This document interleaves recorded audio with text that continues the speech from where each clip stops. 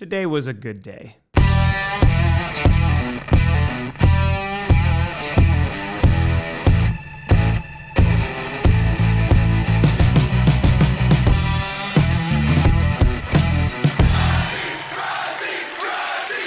Grossi Posse Packer Nation. Welcome to an episode of Packcast, the podcast where you don't have to be a Packers fan, but it sure does help. I'm your host, Tom, 1-0 Grossi. And today we are going to be talking about the Green Bay Packers taking down the Detroit Lions at home with a score of 27-13. And before we get into the stats and breaking down the actual game, there was a lot heading into week one. Of course, the Green Bay Packers have lost the last few times against the Detroit Lions. In fact, the last time that they even beat the Lions was back in November of 2023. And the last time the Packers beat the Lions at home was back in September of 2021. So it had been nearly 4 years since the Packers have beaten the Lions at Lambeau Field. So of course, heading into this game and considering the Lions have won the NFC North the past 2 seasons, there was a lot at stake. And even though it's the first week of football and no champions are crowned week one, the stakes were a little bit more personal. And heading into this game, of course, we were about to see the first time Micah Parsons suited up in a Green Bay Packers uniform. While he would play on a snap count, in fact, he played less than 50% of all defensive snaps, I was just excited to see what Jeff Hafley had in store for the Lions offense, utilizing Micah Parsons, even if it was at a minimum, and seeing what kind of results they could get. And boy, oh boy, Micah Parsons had an impact on this game. But we'll get to that. Let's talk about the Green Bay Packers stats. Jordan Love went 16 for 22, 188 yards, 2 touchdowns, 0 sacks. Also, 0 turnovers. Now, I will say there was one throw he did to Anzalone that dropped off of his hands that could have been intercepted. And there was also an interception that went to Brian Branch, who returned it for a pick 6. And thankfully, a penalty called that back. I say thankfully because I don't know if I would have been able to show my face on the internet anymore after that. It's underthrown, and he jumped the route, and it's Brian Branch!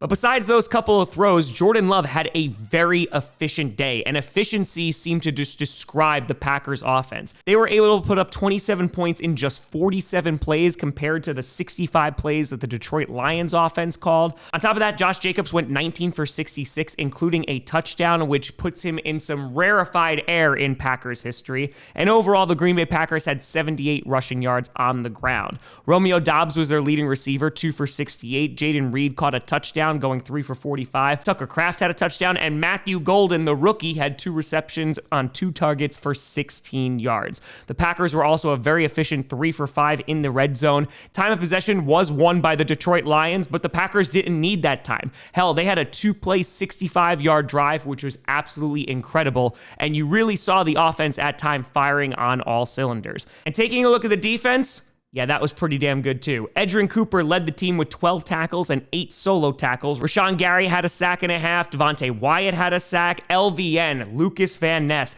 not only had 4 pressures, which led the team on Sunday, had half a sack as well. And I mentioned Devontae Wyatt before. On top of the sack that he also had 3 QB hits. Another guy who had a great game was Colby Wooden, who had 6 total tackles, 2 for a loss, and 1 QB hit. And we're going to need these guys, especially along the defensive line, to make this kind of impact if the Packers are going to be successful this year. I know we were worried about our pass rush before Micah Parsons and the overall state of that defensive line minus Kenny Clark, but today they came together and they put on a great performance. And of course, the moment that everybody was waiting for, the Micah Parsons sack. Micah Parsons was able to escape out of a crowded group of linemen, and he chased with insane pursuit after Jared Goff, getting his first sack as a Green Bay Packer, which caused the crowd to erupt at Lambeau Field. And even though he played less than 50% of snaps, he still generated 3 pressures, which was second on the team, only behind Lucas Van Ness. And let me talk about Lucas Van Ness for a hot second, because of course his first 2 years,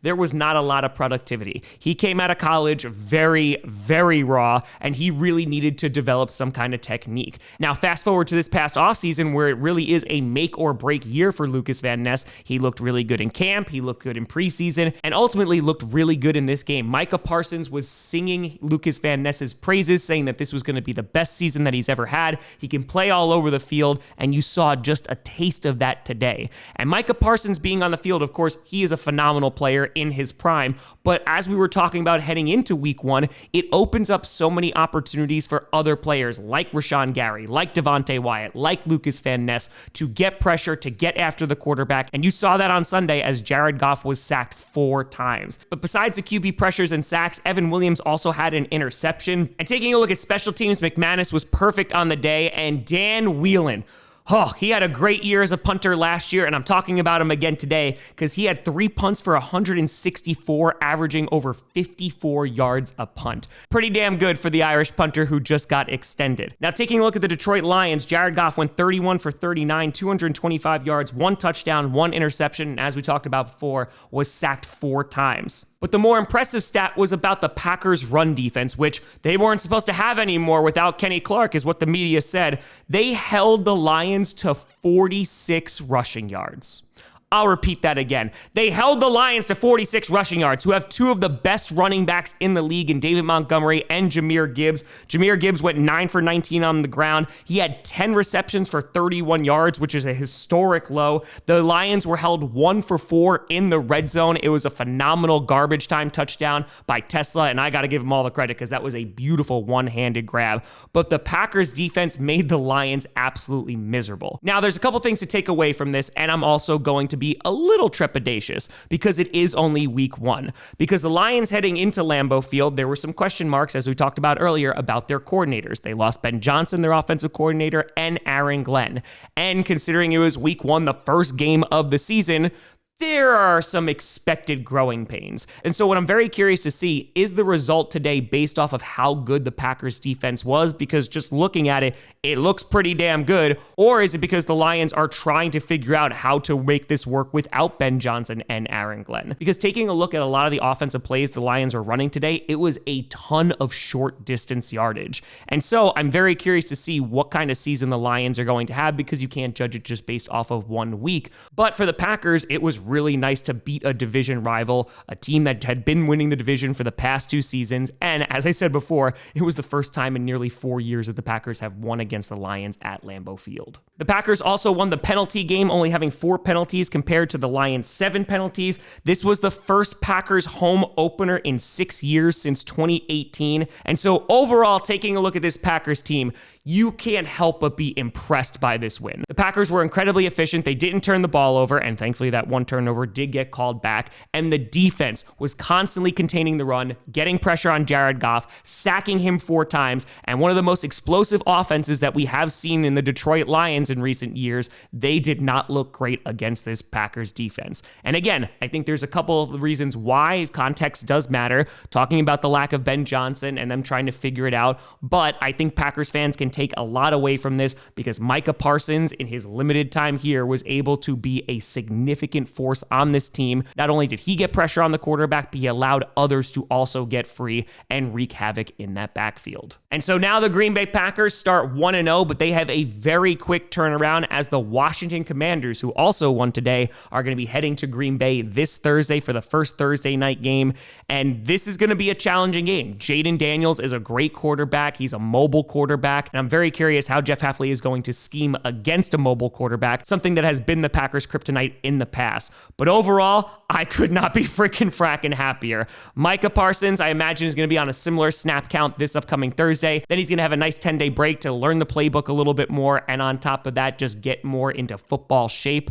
But yeah, today was a great day to be a freaking fracking Packers fan. The Packers defense, special team, and offense, they look balanced. They look ready to go for week one. And hey, the Packers are 1-0. Like I said, you can't crown a champion after week one, but it's always nice to beat the former champ. But let me know what you think down in the comments below. How did you feel about this game? You can always find me at TomGrossiComedy.com, and a big shout and thank you to all the Patreon members and YouTube members for supporting this channel. And thank you so much for watching. I'm Tom Grossi. And as always, go Pack Go.